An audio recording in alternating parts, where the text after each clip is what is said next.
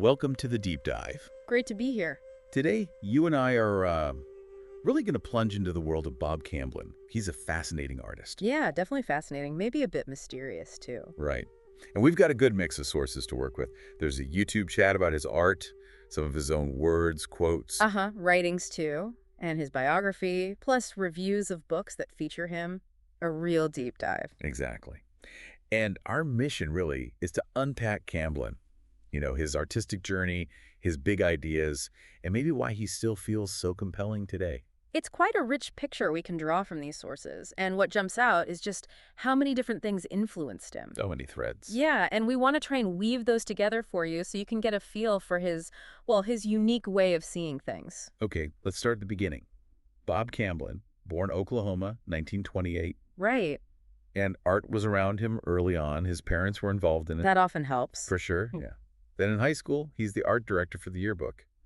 Seems like an early sign, right? A pretty clear one, yeah. Then military service, and after that, the Kansas City Art Institute. And that's where he met Forrest Harrisberger, another artist. They became good friends. Important connection.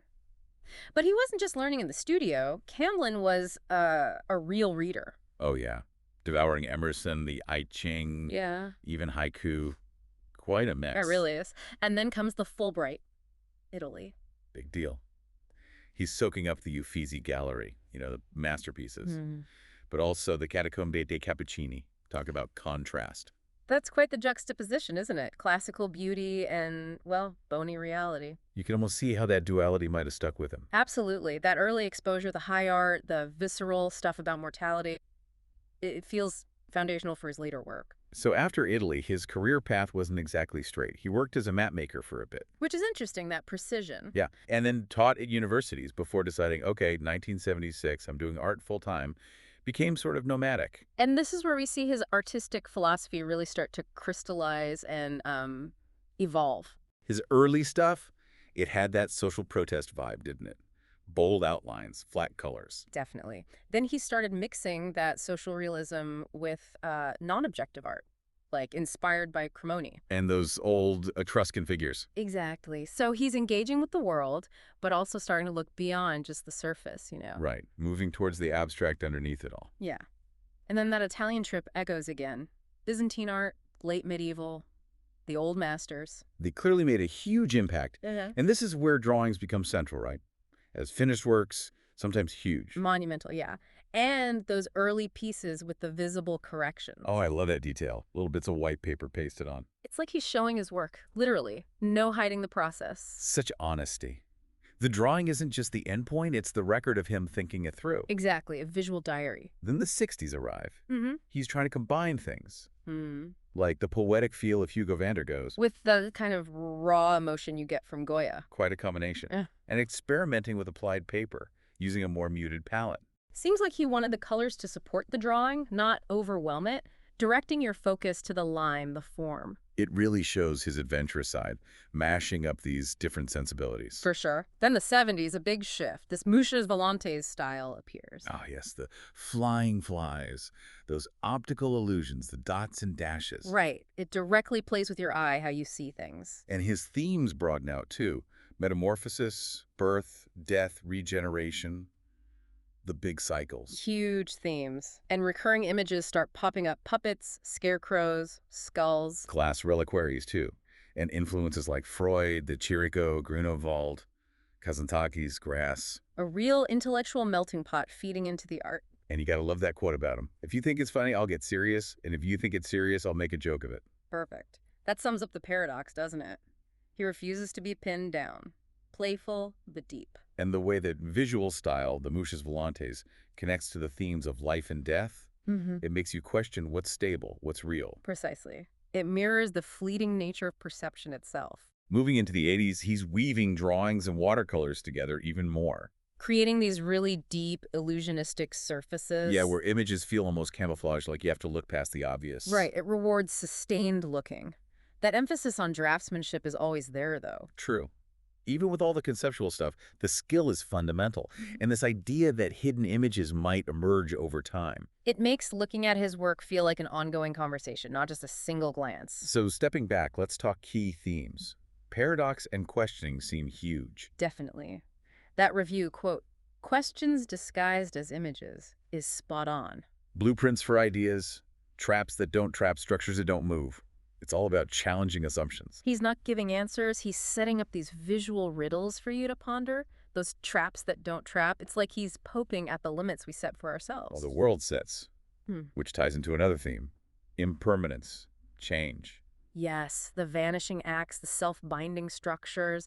It feels like an acceptance of flux. Almost celebrating it. It connects to the Eastern philosophy you liked, right? The I Ching. Exactly, that cyclical view, embracing the flow. And then the actual traps motif keeps showing up. Fear traps, time traps. Self-made ones, world-imposed ones. Yeah, the review mentions stories about people setting traps, escaping them, or missing them entirely. That makes you think about your own life, doesn't it? The invisible constraints. He's making us aware. He also explores stillness.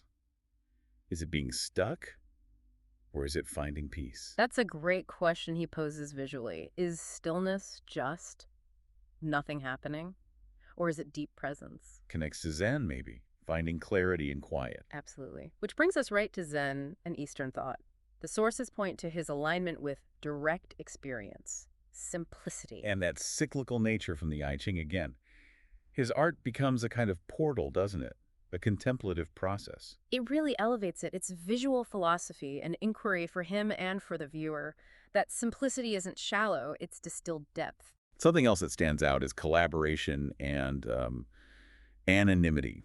Working closely with Earl Staley, Joe Tate. Those B&E Productions events. Right. And signing work, anonymous or anonymous artist. That's pretty radical in the art world. It really is. Goes against the whole cult of the individual genius. Right. It suggests the art, the collective creation, was more important than the ego. Fascinating. And the text in his paintings, it's described almost like a puzzle piece. Yeah, like a disguise or a clue or maybe just a shape. Or maybe totally unrelated to the image. Just there to make you figure it out. He's deliberately playing with meaning, forcing you to engage, to question image versus language.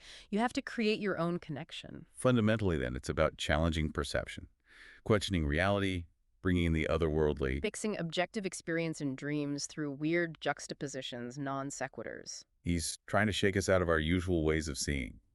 That otherworldly vibe reminds us reality might be stranger than we think. Definitely. And then there's the idea of art as a game. Yeah, a game of common sense, where you turn stumbling blocks into stepping stones. Symbolized by those jars of water sometimes. Seems so.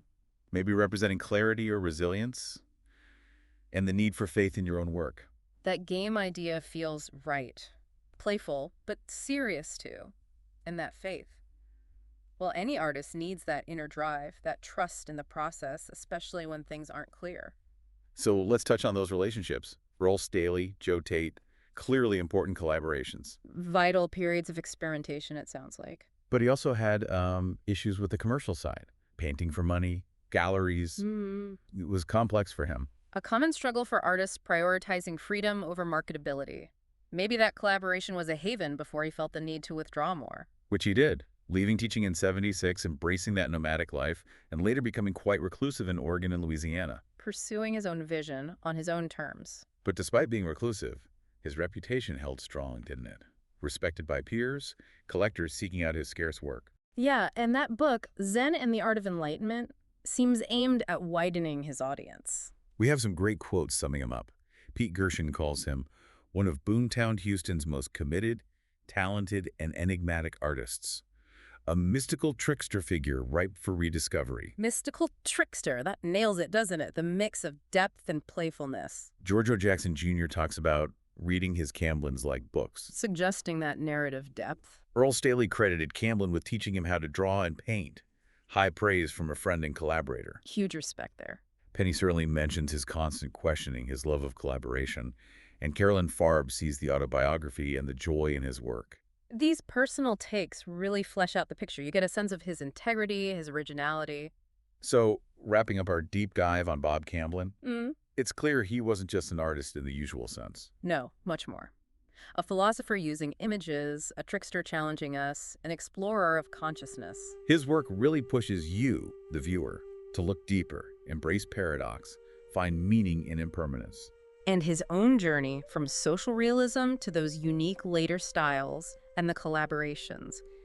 It's a powerful story of following your own vision. He really embodies that spirit of a relentless inquiry, refusing easy answers in art and life. Which is why I think his work still connects with people looking for something more, something that engages with the mysteries. Okay, so here's a final thought for everyone listening. Camblin puts so much emphasis on questioning, on blurring the lines between reality and illusion in his art. So maybe think about this.